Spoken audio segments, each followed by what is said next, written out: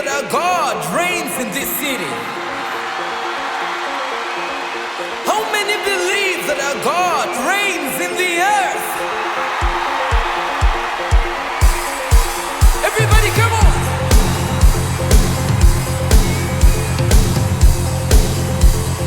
One, two, three, hit me! We're taking territory. We've been talking about some money. We started by talking about the whole thing about changing your mind about the whole issue of finances. And then the last 2 weeks we've been talking about making money, income. And today we are going into the place of talking about how to become wealthy. It's not enough to make money. It's not enough to make money if you distribute all that you make. You can't get wealthy by spending. No one ever got rich by spending. So we are going to deal with that. If you're tweeting, Facebooking, Instagramming, what are the other? TikToking, etc. The hashtag is Samkamane, SOMEKAMONEY. I'd like to send shout outs to the people in Chitukutwe, aka Kitty Town. Kakdi, Paula, Angela, Ari, Christine, Barbara. In 2010, I found out that I was broke after working for 9 years. I was broke. Yeah, I was that person Alan was talking about in the first service. 9 years of work, zero evidence. So anyway, we started practicing the principles. Ari and I started listening to books. The Richest Man in Babylon, Secrets of the Millionaire Mind, Robert Kiyosaki's books. And so we said, let's do something. Yeah. So we started saving money. Can you imagine? For the first time. We started by saving 10% based on The Richest Man in Babylon. We saved. By the way, later on, B3 and Angela will be joining me. So for those of you who are looking forward to that section and all the fun that comes with that, hold your breath, it's coming. Anyway, so, tell your neighbor, I get a good idea, say good idea, which also is a bad idea, to buy a car. At that time, we had saved about 5 million. I deposited the money with a brother who was supposed to get us a car. Those days, by the way, you could start with 5 million to get a car. Not now. So, the brother in church, one of my congregants, delivered not the car.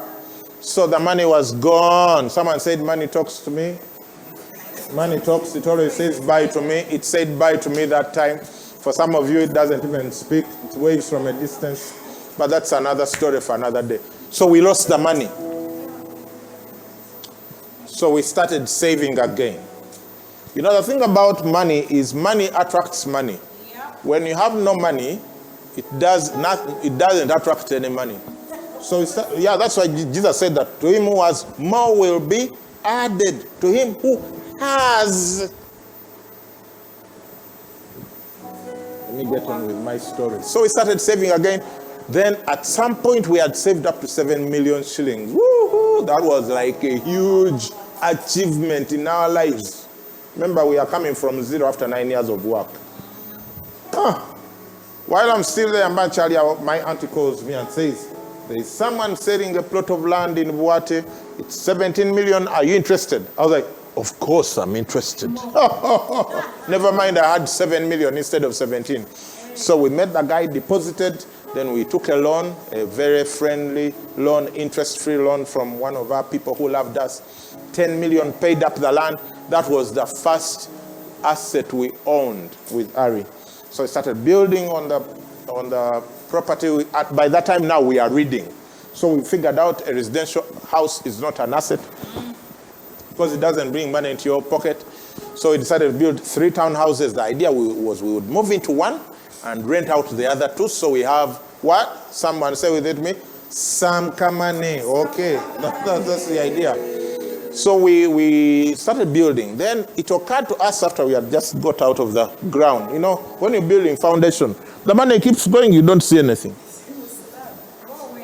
So now we had just come up, we hadn't even put the slab yet. We had just put like hardcore. It occurred to us it was going to take us, at the rate at which we are saving, it was going to take us more than 20 years to build that thing. That's when it occurred to us this is not a good strategy. So we formed a company, Future Housing and Space. We sold the property to the company and we became shareholders. Other people came on board. We finished that project in maybe 3.5 years and we are working on another one now. Our vision is to build 10,000 housing units. How did this whole thing started? It started by saving some money. Today I want us to talk about saving to invest. By the way, if you haven't got yourself a copy of this book, Straightforward Financial Growth, this is the standard book for wealth creation in the Republic. Get it. You'll thank me later. So, Proverbs 13:11 says, wealth gained by dishonesty will be diminished, but he who gathers by labor will increase. The temptation in our generation is people looking at other people who seem to just be coming up with assets quickly and wondering, what are they doing that I need to do? It will be diminished if it's gained by dishonesty. And by the way, you might look and say, that we've seen people, whatever. So here's the thing. If it doesn't diminish in this generation, it will disappear in the next. Because when you gain wealth by dishonesty, you are not able to transfer it to the next generation. Because it's more important what we leave in the next generation more than what we leave for them. So if you get it by dishonesty, what can you teach your children? That's why you see that lots of businesses last one generation. A man creates wealth, dies, and then the children divide it up and liquidate and move on. It's as if it never existed. Proverbs 6, verses 6 to 8 says, go to the ant, you sluggard. I know you might not know what the word sluggard means, but just know it's not a good word. Consider her ways and be wise, which having no captain, overseer, or ruler, provides her supplies in the summer and gathers her food in the harvest. Says it has no captain or ruler. Financial growth requires self-leadership. If you're waiting for a captain or ruler to sort your own mess out, it's not going to happen. You must lead yourself when it comes to money, because it is your responsibility. No one else is responsible for your financial progress. It says it provides her supplies in the summer. The supplies needed during winter are provided for in summer. Now, we don't have winter and summer here, and some of you hear the word summer, it makes all sorts of pictures come to your mind. But the point is, whatever you're going to need in the latter years of your life has to be provided for now, and we are going to go there soon. Proverbs 15:6 says, in the house of the righteous there is much treasure. Not just treasure. Much treasure. But in the revenue of the wicked is trouble. Are you righteous? Yes, sir. And if the answer is yes, how do you be righteous? You are in Christ. I'm talking to some of those righteous people who have been abusing us. Are you righteous? Yes, sir. If the answer is yes, where is the much treasure? Because the Bible says in your house there is much treasure.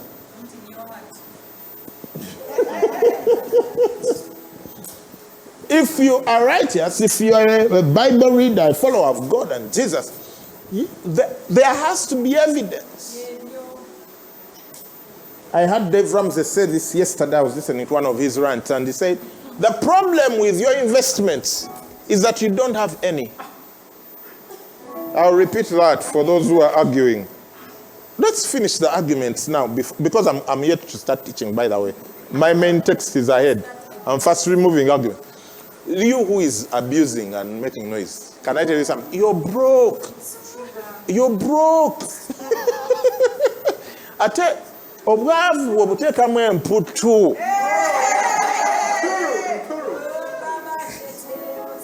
So, the problem with your investments is that you don't have any. That last statement only applies to some people.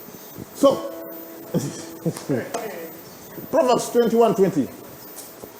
There is desirable treasure, like the treasure which people want, and oil in the dwelling of the wise, but a foolish man squanders it. How do we know you are wise? There is desirable treasure in your dwelling.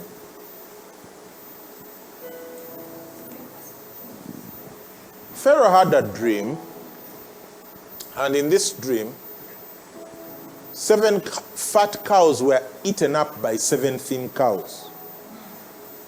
The amazing thing about it all is that the 7 thin cows didn't grow fat after eating the 7 fat cows. That's what happens to financial lives of a lot of people. So listen carefully, don't take anything for granted. And then 7 fat stalks of grain were swallowed by 7 thin stalks of grain. And the thin ones remained thin.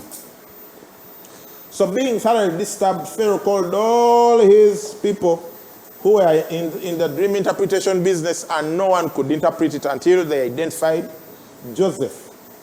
And then Joseph came and interpreted the dream, and we are going to read Joseph's interpretation and then try and apply it to 2020 and see how it works. By the way, we just had the highest number of COVID cases yesterday or the other day, like 300 plus in one day. So wear your mask. Don't use crowded public transport. Insist on social distancing. Buy some sanitizer and use it regularly. Stay away from crowds, etc. Shop online. Get wise.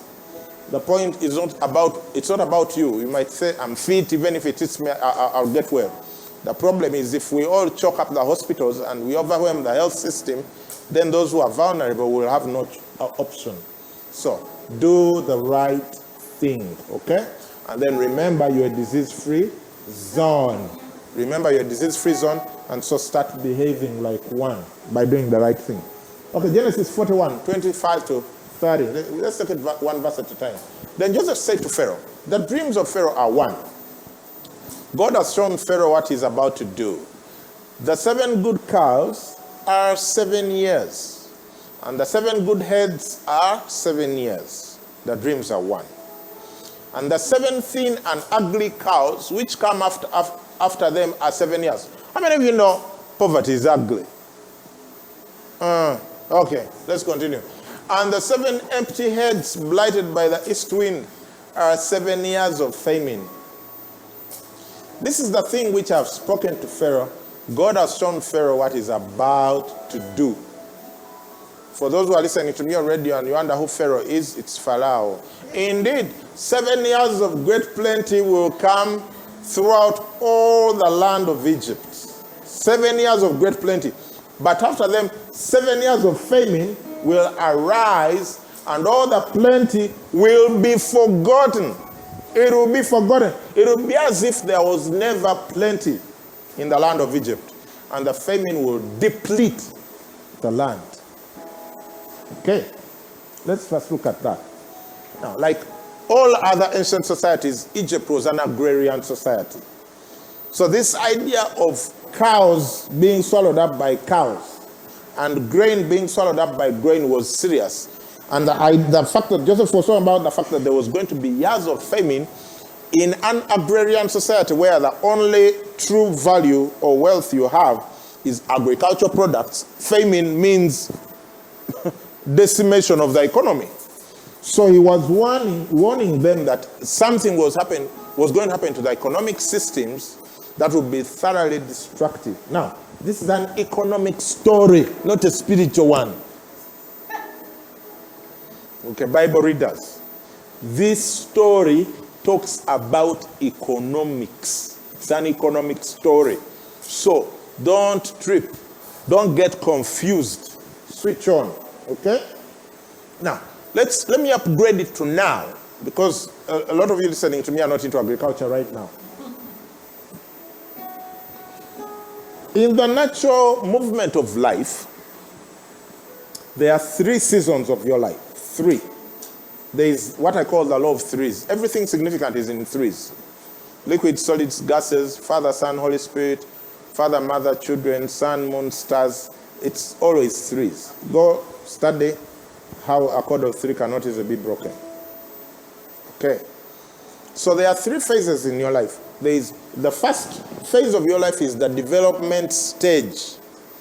That's when you're being taught how to read, write, think, etc., and you go to school. So that's the ascendance.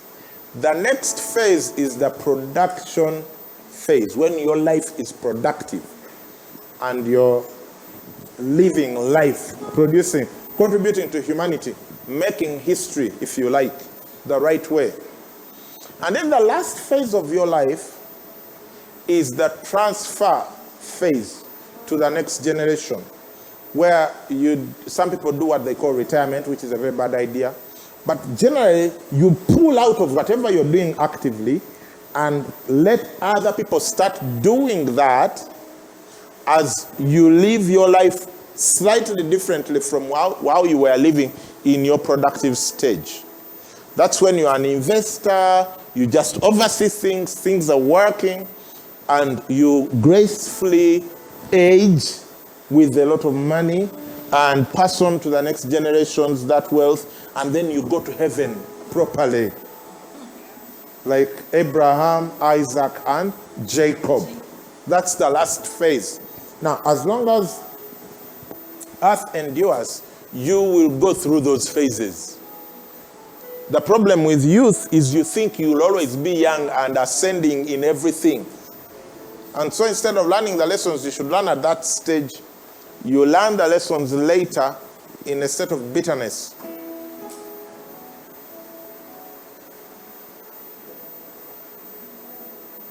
There are two kinds of pain. There is the pain of action, and then there is the pain of regret. The pain of regret is 100 times harder to take than the pain of action.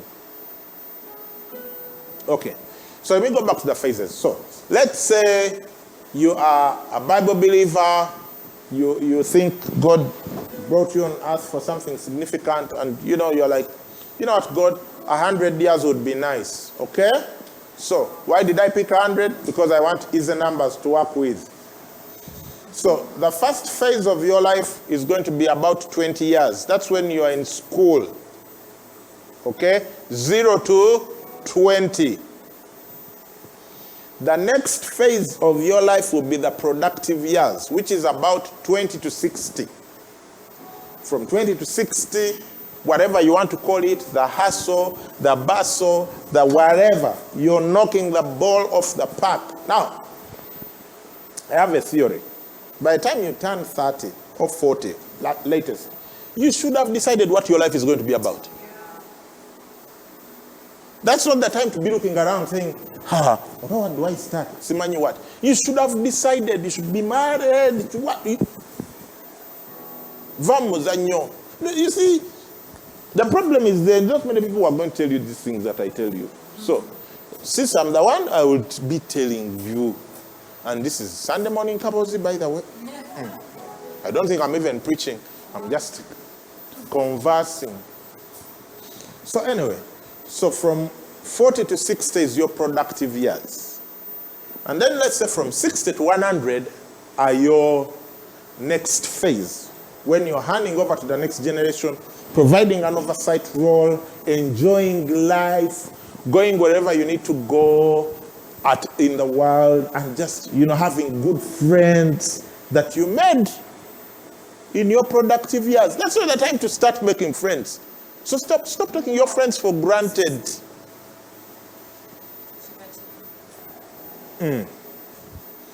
So from 60 to 100, that's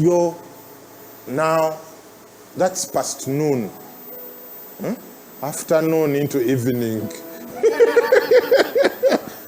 So, evening, you can either have a nice sunset or storms into your afternoon. Okay? Okay. So now, let me upgrade us in our thinking. Those 40 years of production, those are the 7 years of plenty. I want you to equate the 7 years of plenty in the Bible story to the 40 years of production. And the 7 years of scarcity, which Joseph was predicting, which don't have to be 7 years of scarcity in your life, depending on what you do. You see, scarcity is determined by how you treat plenty. Yeah. How you treat plenty determines whether you have scarcity or even more plenty when other people are having scarcity. Because what happened is that while the Egyptians were running into scarcity, Pharaoh, who did the right thing, was running into more plenty. So the 7 years of scarcity in quotes are those 40 years after. Okay.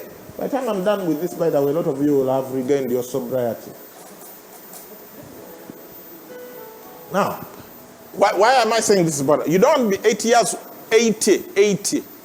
You don't want to be 80 years old and you are there hustling on a border, dashing to beat the deadline to reach your job, to explain to your 25-year-old supervisor why you are late.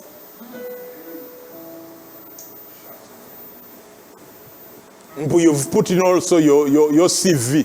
They are looking for entry-level employees at the bank. You put in your CV, you're 75. They're not going to give you that job.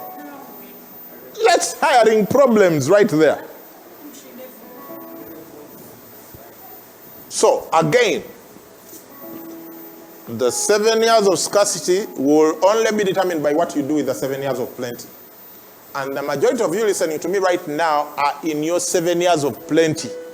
So I'm going to be very straightforward in my talk, like straightforward financial growth.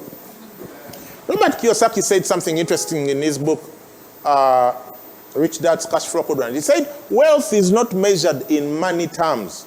Wealth is measured in time. How do you know how rich you are? You can tell how rich you are by how long can you survive on your existing wealth without you or someone in your household having to work. How long is that? If you stopped working right now, how long while maintaining your current lifestyle, by the way, I'm not talking about radically dressing it down to a t-shirt and shorts. No. While maintaining at your current lifestyle, how long can you go without you or someone in your household working? Because for some of you are like, okay, me, I cannot work, but my wife has a job. Let me even move on quickly before I start whatever. So here is the point I'm making. Go and do your social research. How many people die within 3 to 5 years of retiring from their job? For those who are formally employed. Just go and do your social research. You don't have to hire a researcher. Just look around your village and extended family and know this person retired at this stage. They died at this stage. I can prove to you it's going to be 3 to 5 years. Do you know why? Because that's how long the wealth can take them.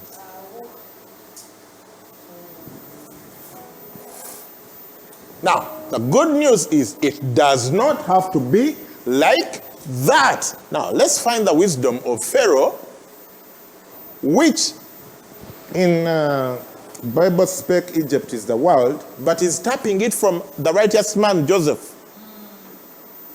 The world is using biblical wisdom to do well, while the sons of God, to whom these things belong, are there arguing about theology.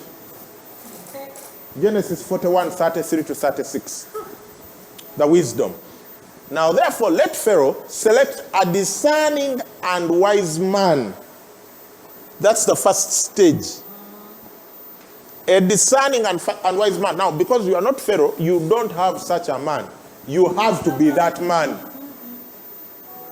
And we'll find out soon whether you are a discerning and wise man. Now, not even going to what the opposite of wise is.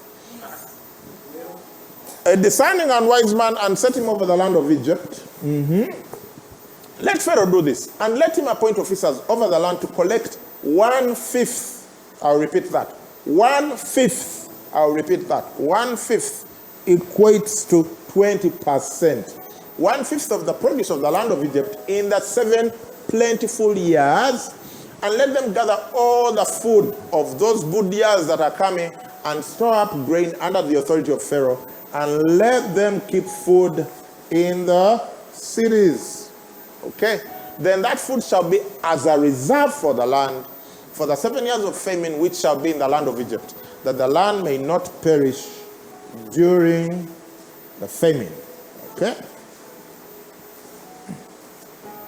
So, the first step is select a wise and discerning man. When you describe yourself as a wise and discerning man, give me Proverbs 21:20 again, just so that we check ourselves about this wisdom and discernment. He says, there is desirable treasure and oil in the dwelling of the wise, but a foolish man squanders it. Can I tell you how I can tell you're wise and discerning? What do you have that you've not squandered? Expenditure is not an indicator of wisdom. Expenditure is an indicator of foolishness.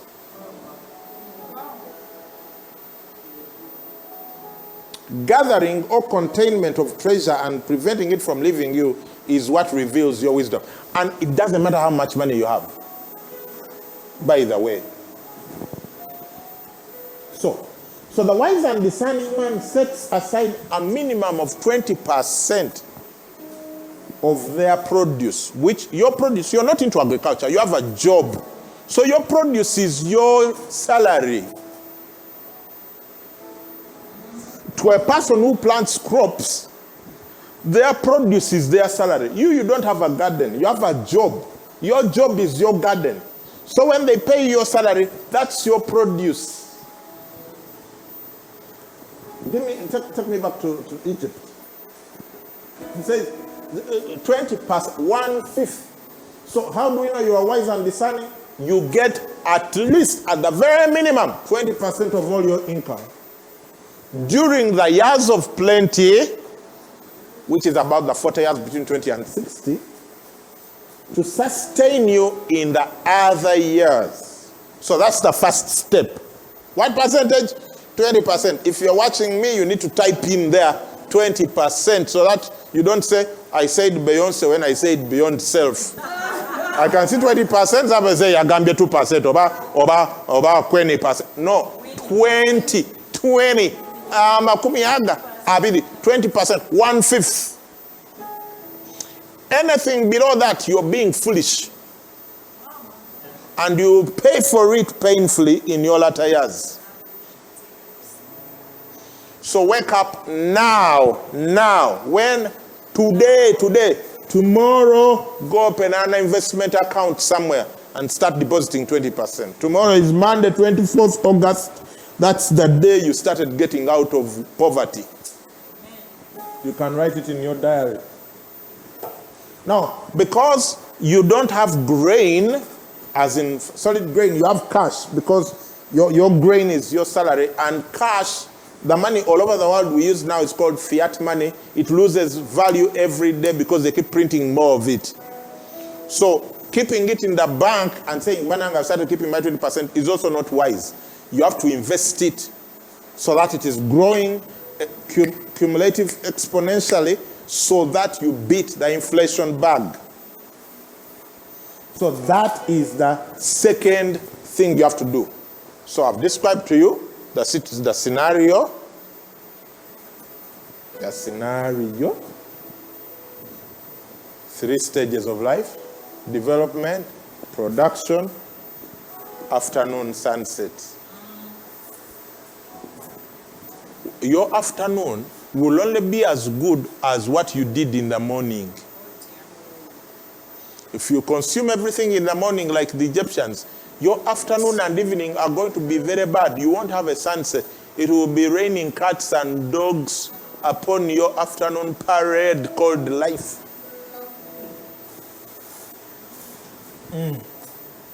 I wish I could be gentler.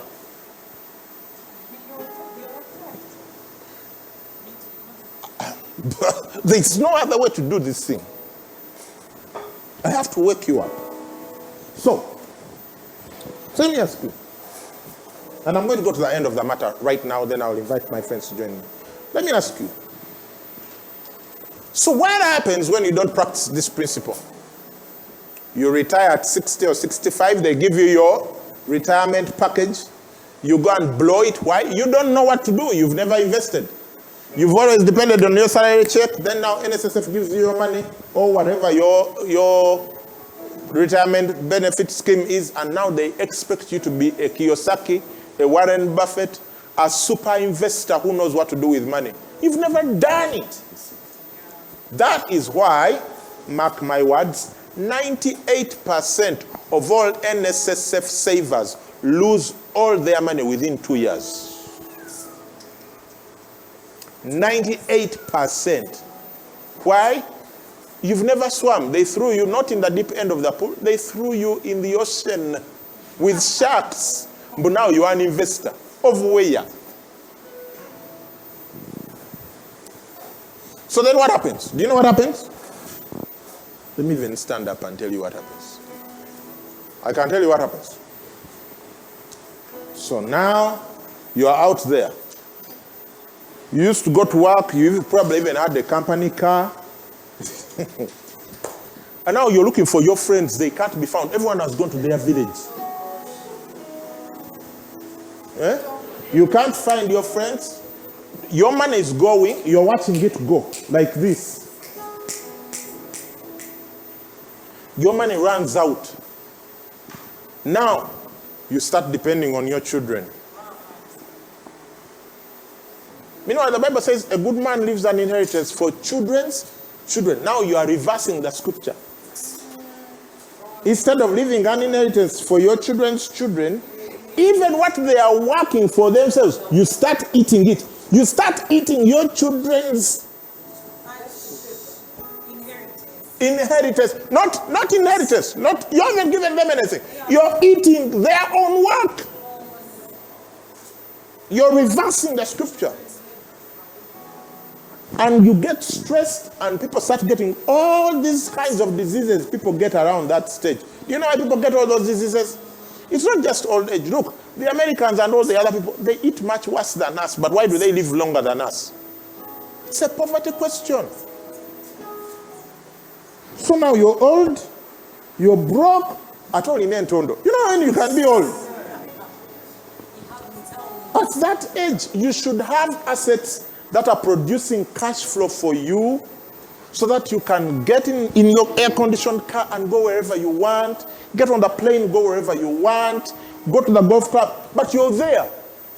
Then you get the capacity, like even small sicknesses you can't handle. Why? You no longer have medical cover, which you used to have when you were employed. The simplest diseases you can't treat. Now the children have to marshal themselves. Etc. And then that stress of the foolishness that you practiced in your earlier years is what is killing people in our nation. Is what is killing people in their 60s and early 70s. And they are not able to go 80s, 90s, 100s. Why? Bad management of finances in the earlier years. I'm not talking to people in that category now. It's too late for them. I'm talking to you. You 25-year-old, you 30-year-old, you 35-year-old, you 40-year-old. You 40-year-old who doesn't have any investments. What are you doing on earth at that age and you don't have any investments?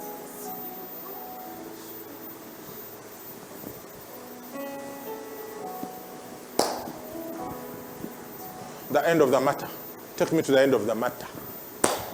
Let's see how the situation ended for Pharaoh's people.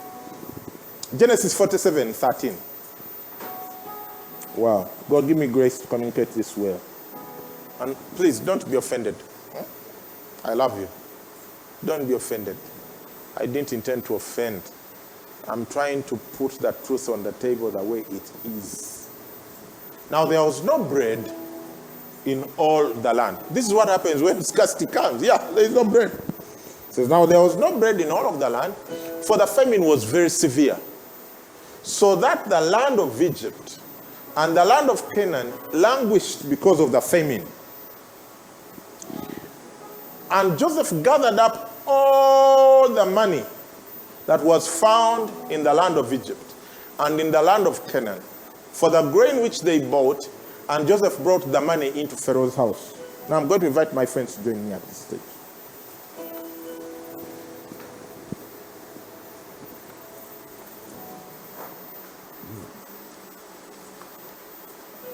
Joseph gathered up all the money. That's cash. That's liquid assets. Okay? So, the first thing that goes when scarcity hits is the cash. Whatever you had, whether in savings or in your whatever, pillow bank, mattress bank, I don't know. It's all gone. That's the first thing. So, the first thing Joseph gathered was what? All the money. Okay? So, and what did he do with the money? He banked it.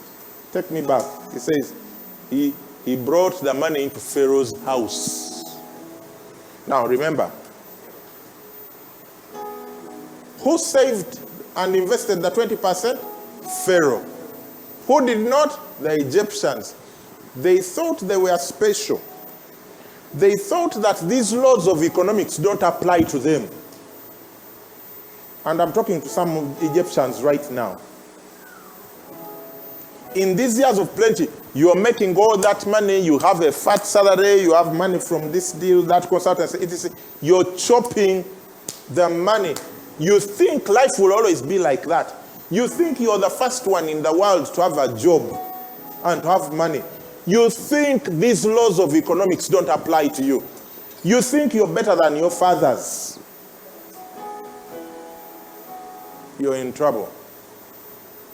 So, the first thing that disappeared was the cash. But the cash didn't just disappear.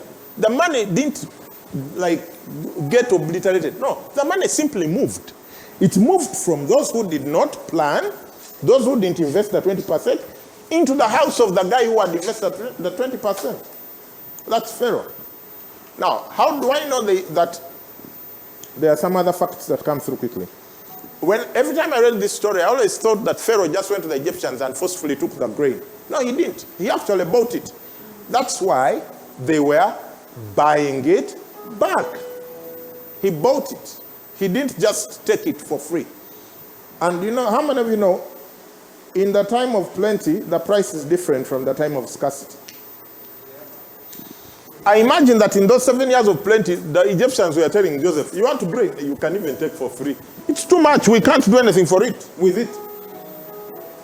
And Joseph like, okay, we'll take at basement prices. Now, the years of scarcity come, and the price is not the same. So the first thing to go were liquid assets. Liquid assets gone. Next verse. So when the money failed in the land of Egypt, and the money always fails, and in the land of Canaan, all the Egyptians came to Joseph and said, give us bread, for why should we die in your presence? For the money has failed. I said, money talks, says buy. For some people, it waves from a distance. Then Joseph said, give your livestock. Now, I know many of you, you've never seen this story like this. You always read this story of Genesis and how it ends with Jacob, and you think you've never seen this story this way.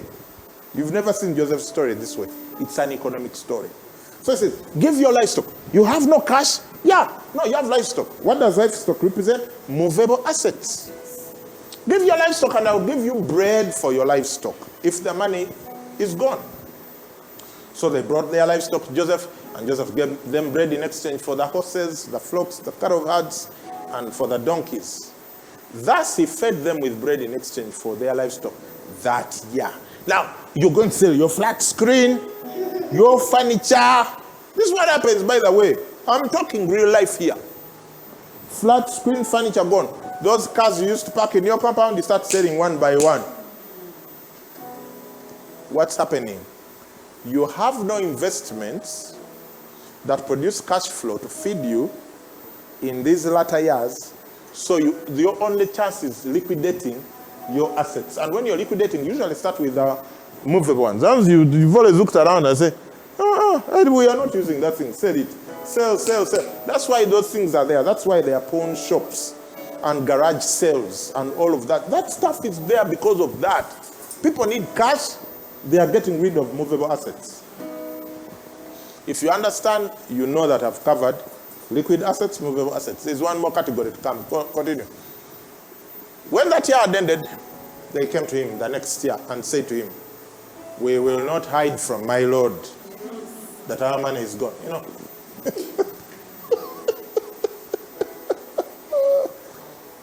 You can't hide it. You can pretend. You know when you're broke, you can pretend. You can try and pretend, but eventually, people notice you're no longer changing clothes the way you used to. Something has changed. So they can say, we will not hide from my Lord that our money is gone. My Lord has also has our herds of livestock. There is nothing left in the sight of my Lord but our bodies and our lands.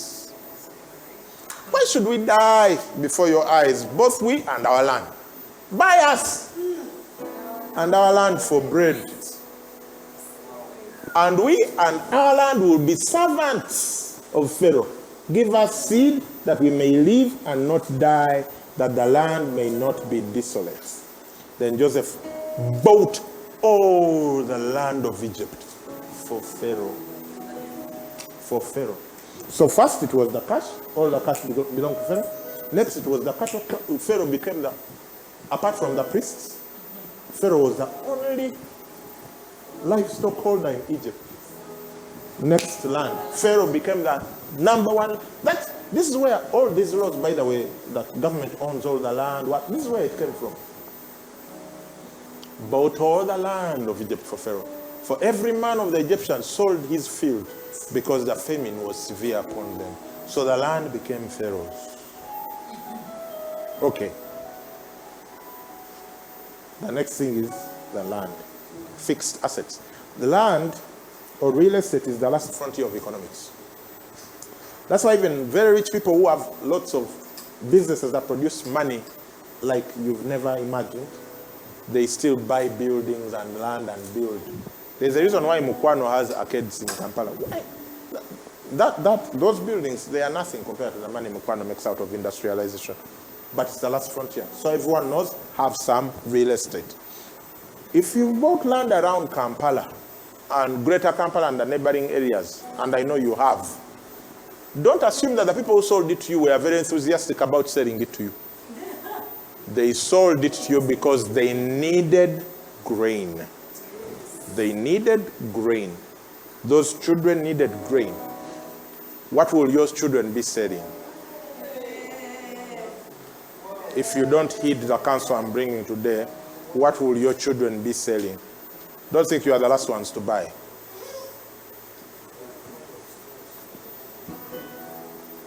And it was so easy. Save 20% and invest it. That's all that Pharaoh did. All these pharaohs, they thought, for us we are clever. You know when you are the first one to have a degree from your village, you think you're clever, you know this stuff, you know how it works. You're in trouble. Again, the problem with your investments is that you don't have any. So the land became Pharaoh's. I want you to see a very sad ending to this story. And as for the people, he moved them into the cities. The land is no longer there. So, from one end of the borders of Egypt to the other end. There's a reason why there's rural urban migration. There's a reason why all of us are here choked in Kampala, border, noise, chaos. There's a reason we are all here. Only the land of the priests he did not buy, for the priests had rations allotted to them by Pharaoh. And they ate their rations, which Pharaoh gave them. Therefore, they did not sell their lands. Then Joseph said to the people, "Indeed, I have bought you and your land this day for Pharaoh. Look, here is seed for you, and you shall sow the land," which means now they have nothing to pass on to their children. Their children are going to inherit slavery, not wealth. That's why people go to universities, they tell you, get a good job, study hard. Why? Because the children are just inheriting slavery. Why is it that you get out of university and the first thing you have to look for is a job? It's because you inherited slavery. If your parents had wealth to pass on to you, they would just say, oh, why, Bisri? As soon as you finish uni, you come and run this company. Come and run this department. Because you're a shareholder there. But everyone is looking for a job. Why are we looking for jobs? You are inheriting work, not wealth. And it shall come to pass in the in the harvest that you shall give 1/5 to Pharaoh. 4/5 shall be your own as seed for the field and for your food, for those of your households, and as food for your little ones. Now here is how it ends. Whose land was this previously? You can use it. Let's assume this one is Pharaoh. Looks like. Okay, stop.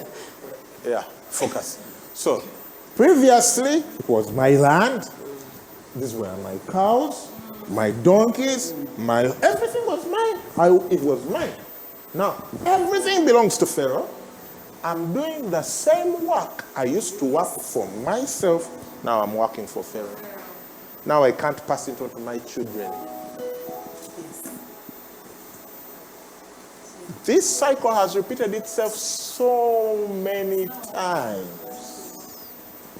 that it is our new normal. We think that that's how it's supposed to be. Like, some people are even annoyed watching us. They're like, so what do you expect us to do? I expect you to pass on inheritance to your children so they don't inherit slavery.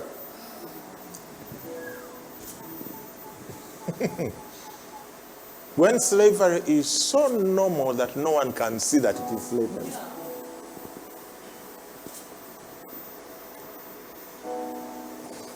I need to finish.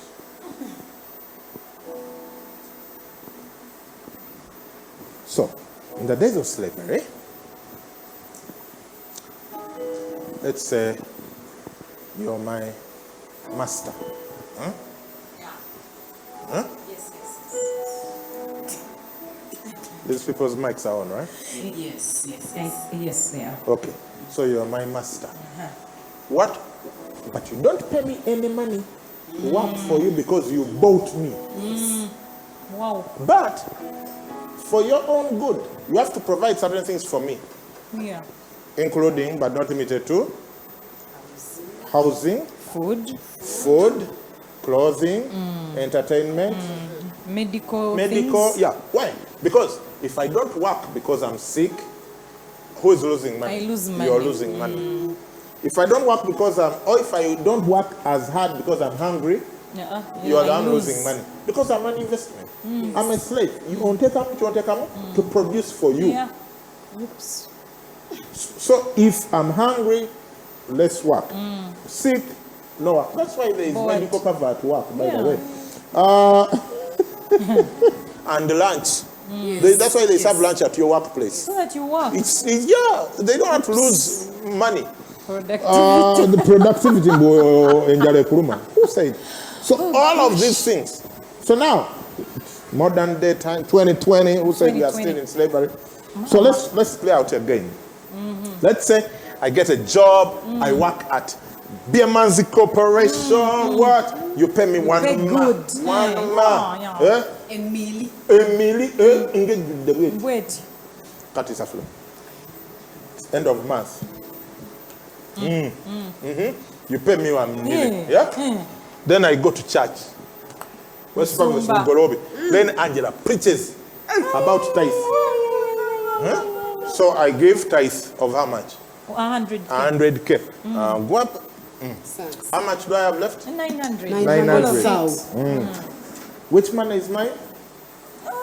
900. This is yours. 900,000. Yeah, 900 is what I have. Yeah. Not 1 million. Okay. Now there's a problem. For me to work for you, I need a place to stay. It's true. And let's not say at my home. your place, your office is somewhere in town. So I go to Chida, find a place there. Rent, 1 room. No? 1 bedroom thingy. How much? 300. 300 there. 300. Is that 200?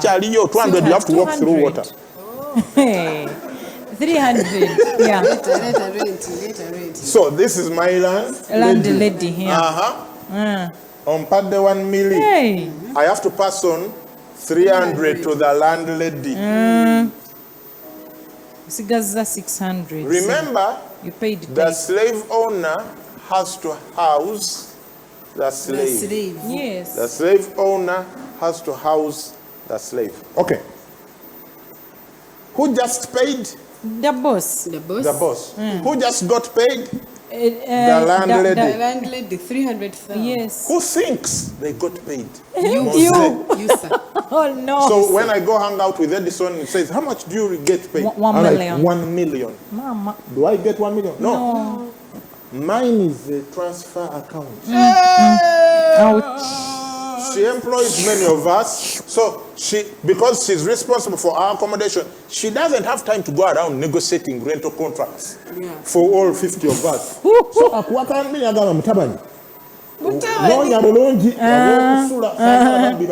Yeah, then we lose and then we productivity. lose you and productivity. So get a nice place. Get a nice place.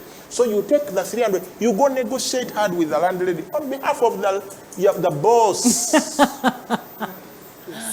So bad. And every month you faithfully, without fail, pass on the 300K from the boss To to the landlady to house you so that you can go To and you work. We keep you alive to serve this ship row well and you live. And meanwhile, you think you're being paid. Yeah. Next is transport. Meanwhile, the farther you stay, the cheaper the rent, the higher the transport. It's true. So remember, I have to come to work. Yes. I need transport. Whose responsibility is transport? Your Me? responsibility. Because if I can't be transported, You can't work. so let's say that's about 150K. A month. 2K to 1. But it's not possible in this time of COVID. 5K per day. 5K per day. Ate tewebu zabuzabi nombu simanyi watu put border, the taxis are striking. No. No. So you get 150K as part of the 1 million. part of the 1 Meanwhile, million. because you gave me 1 million, in my mind I'm not thinking that money is already segregated. So the 150K, Angela is the you told her safe border. Who are these other big buses? Those ones. Pioneer. I pass on 150K from the boss to the transporter. I just to got paid. transport I just me got paid. to work. Who just got paid? The transporter. Who just paid? The boss. Who thinks they got paid? The Moses. You, sir. Wisdom is justified of our children. 450. So we have 450. 450K left. Meanwhile, when I'm hanging with Edison, I tell him I earn how much? 1 1 million. million. I think I get 1 million. Yeah. Okay. Utilities. This house of the landlady where I stay, there is umeme, water, Kasasiro. TV. security guard. Banange. Utilities. 100K. So I get 100K. Yeah, it is pass it on. possible, because you Pass won't it go on to there to women. sleep. No, you want women. What? She's an investor in women and water. Who got paid? Utilities. Who paid? Landlady. Who thinks they got paid? Me. Mukisa. The transfer account. Then food. What happens when the slave is hungry? Less productivity. So all those places, Chicomando, Rolex, kiosk, what? Because 350. Please just It's sorry. So how much should we do for food? 200K. 200K. Yes. Okay. It's true. You think it's too much? Okay, no, it's because I'm thinking of how much 50K is per left. week. Yeah, 50K per week. 200K. 200,000. So 200K. Yeah. 50K per week. So, yeah. Now, you cannot be caught outside of office at lunchtime. No. How You can can't miss the lunch at office lunch. office? No. Bugwana gomala bino mbogeze mu lunch hour. Lunch hour where? Because that office lunch is your lifeline. Yes. That's when you repack properly. Oh, Lord. Now that's when Edison comes and says, "Tugende ko ku skies." Ochimanyi. Hey, You go to skies, they slap you a bill of 75K for 1 meal. you sweat. No, you There's don't no sweat. more You breath. collapse. There's no more spirit in you. They have to call an ambulance to take you out because half of your budget is the gone month. in 1 meal. Anyway, let's continue. Wow. So we have now 50K left. 50. Yeah. Clothing and grooming. Kaviri, what? Jeez, man. What about wedding meetings? Now, Clothing, grooming, 100K. Now we are at negative 50. Beyond now, Hopefully you don't have to buy that every but they are house needs. These things, TP, toothpaste, what? Now beyond that, they go 50K. plant bomb. We are at negative. You people, you are not following. We are now negative. this situation We are is at so negative 100K now. So you what? You take an advance? Or? Yeah. How did you know that one? It's called advance. Wow, All the accountants at every office know something called advance. Advance. Wow. Ho. Airtime. Data, maturity. 50K, we are at negative 150. Do you have medical insurance? I'm curious. I haven't yes. even talked medical Please, yet. yes, the company. The takes care of company medical. covers that. But meanwhile, you Please. have pay TV. Yeah. There's going out with friends, hanging out with friends. This is Kampala. You have to hang out. You Mabugo. might have a spouse. Meanwhile- Hopefully you don't have a spouse. Are you Wedding single? Are you contribution. single No, or you're married? single. Please, you people. Chija. Wedding contributions, what, so and so's, what. So now you are in negative 350,000.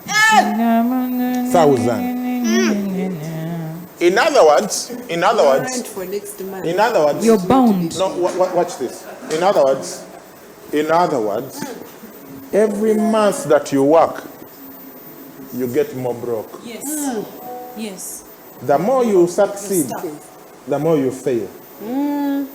Like, the harder you work, the less money you get. Meanwhile, you think you have a job. A million, and 1 million. You think you earn 1 million, you earn negative 350,000. earn. You You can't say give you your earn. landlord 300, you give your boss 350,000 shillings every month to continue working for her. Because the only money that's really yours is the money you save Yeah. to invest. Now, some of you are saying, yeah, they are like that because of 1 million. Okay, we take you to 4 million. It doesn't matter. Everything multiplies by because 4. you have to live in a better house. You go from the house of 300K to 1.2. Yes. Your transport, instead of all these things, you get a car get a car loan. a car loan, Yeah. and you start paying the car loan. This cycle has repeated itself for hundreds of years. And many of you are caught in it. And after you've been caught in this cycle for a long time, you finally hit what they call what? Retirement. Here is a story from Ghana, which sounds as if it's from Uganda. Let's read for us. A story from Ghana that reads like Uganda. Growing up, I noticed something very interesting. A lot of the men in my town who were in the formal economy and could rely on monthly income died shortly after coming to retirement, normally between 3 and 5 years. Many of them would have just semi-completed their building projects, not done but still habitable. The next thing is for them to finally invest some of their SSNIT, which is NSSF for Uganda, cash, into their wives' businesses, normally grocery stores. Hello. Unfortunately, a couple of them still pay fees of children, normally out of wedlock. They then suddenly die. The superstitious inclination of the local folks triggered rumors that the poor widow, the wife, knows something about the death because she wanted the house and the petty business all for herself. Sometimes family members would even go and inquire from the oracles what killed their man. But come to think of it, what really killed these men? I believe it is the pension shock syndrome. One, a lot of these men will work for an average of 30 years in the formal sector, religiously depending solely on their salaries. Two, personal savings and investments are very alien to them. They chop everything they earn. Okay, chop my money. Number 3, they believe their biggest security is their children who will come and take care of them when they are old. Number 4, there is also over-reliance on the NSSF pension. They believe the bulk money will take care of all their problems, including starting/completing their building project. Number 5, at the peak of their career, they are so indulged in the pleasures of this life, busily funding the side chick economy and fathering all manner of children outside their matrimonial homes. Number 6, then the day comes and they turn 60. They receive a letter from their employers. It is time to go. Bungalows are vacated. A truck is made ready to transport them back to their destination of choice. Okay? Thank you. Number 7, so they move to family houses temporarily or even permanently. Others move into their hastily and shabbily completed homes, mainly funded by the proceeds from their pension. Funny enough, they realized there was nothing lumpy about the lump sum NSSF paid them. The money is all gone at this time, and they are forced to solely depend on the monthly pensions, which is a pale version of what they received as working class. Some attempt to farm with no prior experience. Others help casually at their wife's provision shop. Majorly sit in their lazy couch most of the day, reading through the dailies with their radio. I can see this. Set by them at their porch, intermittently receiving... Listening to BBC. BBC. Yeah, and you greetings. Have to be international. You have to be international. Greetings from passers-by. Muzei, greeting them. They spiral into bouts of depression when it dawns on them that by being old and broke, they've become half or even less the men they were. Majority don't survive this mental turmoil and die before their time. They may also run to contest a chieftaincy stool with the aim of continuing life. The battle of securing the stool, coupled with its litigation, is also another problem to think of. So what can we learn from our fathers? What can we learn from our fathers? 1, take control of your financial independence. Invest consistently during your working life. NSSF should not be your plan A. Number 2, little drops of money wasted today will cost you your harvest tomorrow. Keep your focus. Avoid that side chicks and side children. Number 3, don't plan your old age around your children. Many of them may not have found their feet before you die. Number 4, set your your spouse up early. Invest in her business when you have access to loan facilities, and make sure you go into retirement. The business is already established before you go into retirement. 5, complete your building many years ahead of retirement. Your pension is not meant for that. 6, get other sources of income streams. You have decades of your working life to develop a sustainable side business. Be determined to retire a rich man, a rich woman. After all, the good book says, the righteous man leaves an inheritance for children's children. And listen to this. Nobody is fond of a broke pensioner. Determine not to become one, otherwise you run the risk of becoming one. Ouch. That's an article from Ghana. I read it. It sounded so Ugandan.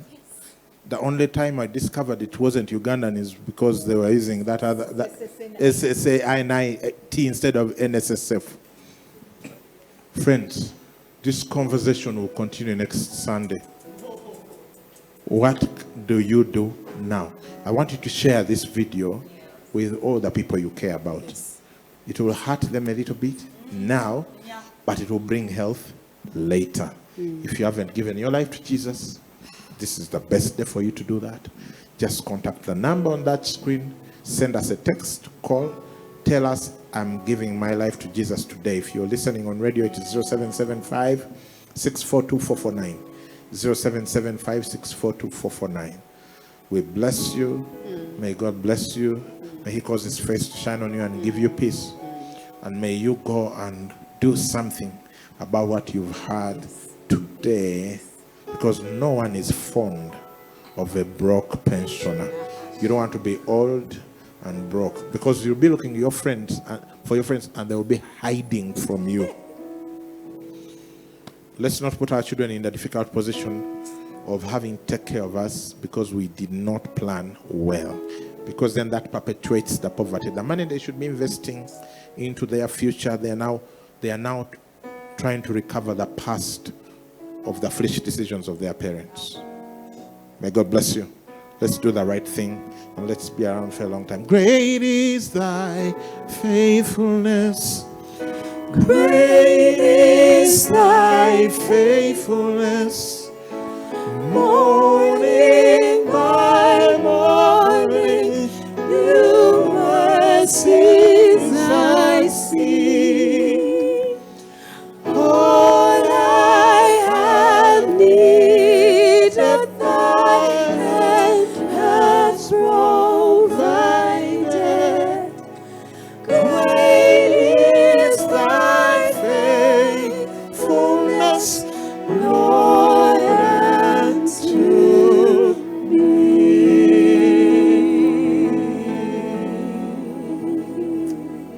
God bless you, and see you next Sunday.